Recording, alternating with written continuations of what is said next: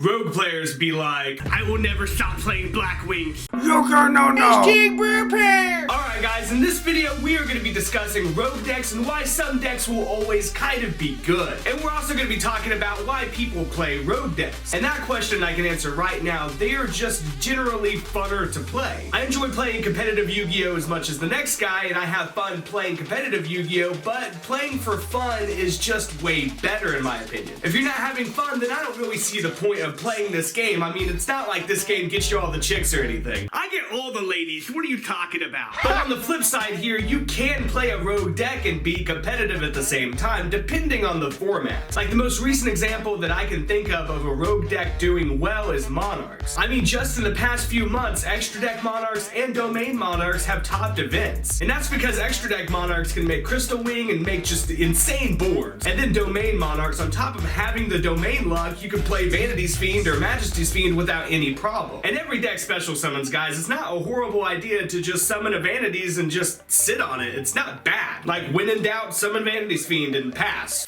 You. Which was my strategy going into this last regionals, and I started the day off undefeated, and I was so excited, but then I lost 4 games in a row. Hello, darkness, my old friend.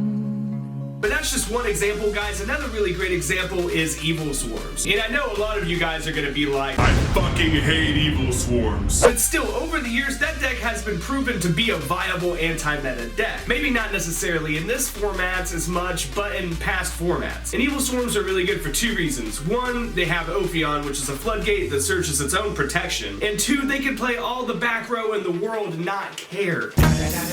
And another deck that is now considered rogue is Cosmos. But at this last regionals, like, Kaiju Cosmos did fairly well. I saw Kaiju Cosmos at like top tables. I mean, it was a good deck. My buddy Cole even lost to one. And another deck that I saw was Demise Cleave, which is probably the most cancerous thing in the world, but it's still a good deck. Carter Demise just let so many rogue decks be decent. Because playing that card, you can set all the traps that you want. That's really what you do playing that card. Okay, so to sum up everything that I talked about in this video, there's certain decks and win conditions that are always going to be good in Yu-Gi-Oh! Just like there's certain cards that are always going to be good in Yu-Gi-Oh! And if you pick out a decent enough deck and you make the best card choices that you can, you have a really good chance at doing well at any event. Or if you're just looking to get prize support from your locals, playing with a rogue deck and locking people out and catching people off guard is a good way to get it. And you don't have to spend a lot of money to have fun playing Yu-Gi-Oh! But I want to hear what you guys' favorite decks are down in the comment section. And as always, if you like this video, then dick slap that like button and subscribe.